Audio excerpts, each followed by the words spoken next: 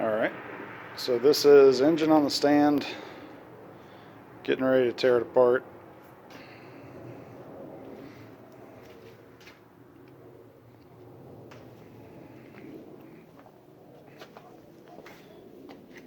So we have a good video of what it looked like before and what it will look like after.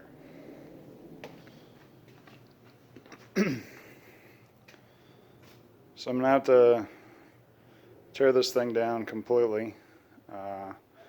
Then the cylinder head will go on that bench. Probably the pistons, rods, rings, crankshaft also.